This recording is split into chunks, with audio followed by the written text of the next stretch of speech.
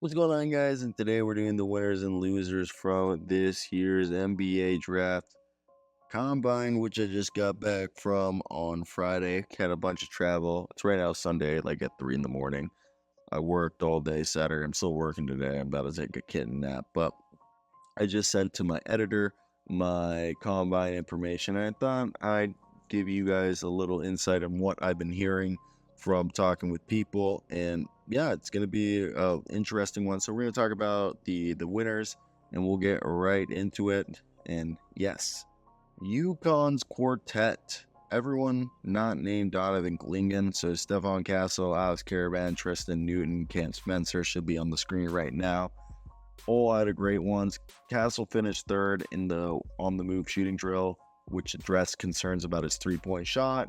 His ability to shoot could quell doubts about his capacity to play off the ball if he isn't a true point guard, as either a wing player or a larger scoring guard. I know some people have compared him to Marcus Smart. Alex Caravan came in at 6'6" with a 6'11" wingspan at 219 pounds. And historically, Dante Green, Eric Daniels, Paul George, and Kyle Singer have similar measurements. He finished first in the three-point star drill, which is like the non-stationary shooting, and then finished in shooting off the dribble drill and finished in the side mid-side shooting drill. And he also played hard-nosed defense in both games and demonstrated some offensive versatility. Tristan Newton came out at 6'3" with a 6'6" wingspan and 191 pounds, similar to Malik Beasley and Jerry Grant and Jared Cunningham, all displayed comparable draft combine metrics. Newton posted a top 5 number in the shuttle run and tied for 7th in the three-point star drill. Despite being closer to 25, Tristan Newton appears to be a priority undrafted free agent target for contending teams, potentially filling a role at the back end of the bench. And yeah, I think he's a guy that keep an eye out for. Like I said, he's 23. He's close. I mean, he's closer to 25 than he is, 20 years old. But I definitely think he's somebody I should like. Then Cam Spencer, I joke around. He's kind of like a mix of he kind of could be like the next Joe Ingles. He's 6'3" with a 6'5" wingspan, 201 pounds, career 41% three-point shooter in college on 667 attempts. He showcased his rebounding ability and his passing skills and his consistency to make winning plays, which I think is huge at the winning level. And that's kind of what you look for at NBA players now. I loved Devin Carter before the draft, but I like him even more now. He's an athletic marvel. Yeah, he's 6'2", but he has a 6'9" wingspan almost. He set the combine record for the fastest three-quarter sprint at just under 2.87 seconds. He had tied for first for the max leap at 42-inch vertical. He was third in the agility time and 10th in the shuttle run. We already know he was the son of Anthony Carter, but he's a defensive pass-first guard who can score. His athleticism enhances his potential, in my opinion. Reed Sheppard, yeah, he might have measured in at just under 6'2", without shoes with a 6'3" wingspan, but he tied for the best vertical leap alongside Devin Carter, Keyshawn Johnson, and Trent Flowers. Historically, his metrics are similar to Chris Porter, Buddy Hield, Terrence Williams, and Bernard Robinson. Sheppard showcases repeatable, clean shooting stroke in the three-point shooting drill, and his potential to play either the 1 or 2 guard spots as an undersized but capable defender is definitely intriguing. Again, he screams Kirk Heinrich in my opinion, and that's why I think he's such an exciting guy. So keep your eyes out for him, in my opinion, as someone who's going to be good.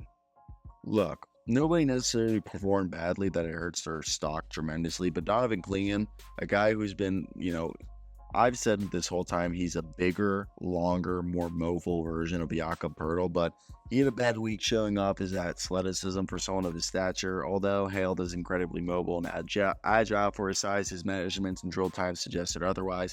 He recorded a 29-inch max vertical, 2 inches behind Zach Edey and third among the worst. Historically, Dexter Pittman, Jason Collins, and Jerome Jordan and John Edwards had comparable draft combine metrics, and those are all not good basketball players. His shooting skills were also disappointing as he found himself in the last position or around it in the lane agility shuttle run and the three-quarter sprint. So it was not a good night to be called Donovan Clingan, in my opinion. Rob Dillingham, I still think he's going to be a good player, but he measured in at 6'1" without shoes, 6'3" wingspan, and 164 pounds soaking wet.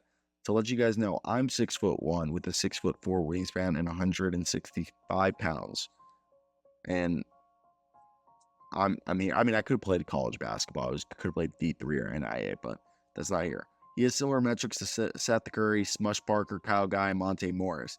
There's plenty of undersized score first guards who have succeeded in the NBA. However, an NBA executive previously told the Hoops Hype regarding Dillingham how sexy is an undersized combo guard in the NBA. Let's be realistic. Of course, we have to talk about Bronny James, as everyone is talking about him, but for someone who's 6'1" and had an underwhelming freshman season after suffering a serious heart injury, he had a good combine. He shut off his superior athleticism for his height at 6'1" with a 40.5-inch vertical. Deion Waiters, Sean Kilpatrick, Gary Harrison, Shelvin Mack all exhibited similar combine metrics. He finished second in the three-point star shooting drill, hitting 19 to 25 shots. In both games, he showcased he wasn't overwhelmed and did not look out of place. During the second game, he displayed his jumper poise and ability to withstand hits and physicality, scoring a team high of 13 points. The biggest takeaways is that he looked like he belonged in the scrimmages and he wasn't lost. He displayed a mix of defense, passing, and shooting as a backcourt player, which is huge. Now we're doing the Portsmouth G League Ignite camps who climbed up. Jesse Edwards came in. He was impressive. He stands at 6'11" with a 7'5" wingspan. The Dutchman is what you want. He's a similar skilled big like Daniel Pagapper and Jericho Sims. He's going to block shots, rim run, and set solid screens. He's just a high-energy, athletic big man who excels in rebounding and shot blocking. At the next level, he's going to be a pick-and-roll big man who finishes above the rim with ease as a lob threat or on putbacks. He'll be a fun guy to watch. Enrique Freeman is one of the guys who climbed up the board, 6'7" with a 7'2" wingspan, 212-pound frame that still has room for growth. Similar frame to Jeremy Grant, Tristan Thompson, Darius Baisley, and Larry Nance. A former walk-on, he's consistently making winning plays on the glass with his floor spacing ability and his defensive toughness. And I really think he's a guy that he's shown throughout this pre-draft process. He's a combo forward who could play small ball 5 if he bulks up. He has great hands for catching passes in traffic, a smooth three-point shot. His defense could earn him early playing time in his career. He's probably, I've been hearing, I know who's probably going to draft him, and he's going to be a second-round pick.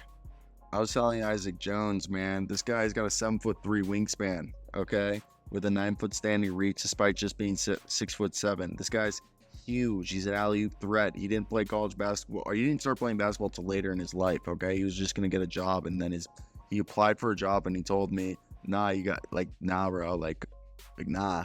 And dude, this guy literally jumped out the freaking gym. It's so much fun to watch. He's really fun to watch, really good. Now we're doing college guys who are going to return. JT Toppin, he's 6'7" with a 7-foot wingspan, 221 pounds. And he's a guy who went, 9 of 17 in the combine, 3 of 4 from downtown. I believe he boosted his NIL value and will return to college basketball by transferring to a bigger program, probably in Texas, but a great player nonetheless. I love Coleman Hawkins. He entered the portal late and attended the NBA draft combine for the second year, indicating his focus on going pro. He had a great second scrimmage and in a weak draft class has a very good chance at hearing his name called during the second day of the draft. Hawkins is a forward who can play at the 5. He's shown the ability to be a floor spacing rebounding big who can handle the ball and pass like he's Kevin Love. His first scrimmage, he scored 7 points, 1 assist, 1 rebound. The second one, he had 17 points, 3 assists, 5 rebounds, going 3 of 4 from deep. I think Hawkins will remain in the draft and take advantage of a weak class, increasing his draft chances or securing a guaranteed 2-way contract if he were to go undrafted, in my opinion. And to wrap this up, Jaxson Robinson, he came in, measured in at 6'4", just under 6'5", with a 6'11" wingspan, similar size to Shaedon Sharpe, Malachi Brown, and BJ Boston and Jarrell Sasser. Yeah, he had back-to-back double-digit games, but he struggled to shoot, connecting only 30% of his field goal attempts and 25% of his three-point shots. Kentucky's Mark Pope, BYU's Kevin Young, and Kansas Bill Self were all in attendance at the NBA Draft Combine. I really do believe Robinson will return to college and transfer to a blue blood program like Kansas, Kentucky, using scout feedback to improve his stock for next year's draft while cashing in on NIL opportunities this season. But that's going to wrap up what we had today, guys. And I really do believe this was a way more eventful pre-draft experience than we've had in the past. It was definitely interesting, especially with the type of players we've had here. So I want to hear your guys' thoughts down below. What do you guys expect, and were you guys impressed with the players that we saw this year? But let me know down below in the comment section. That's it for me. I do love every single one of you. Made it to the end. Hit that like and subscribe button. All right.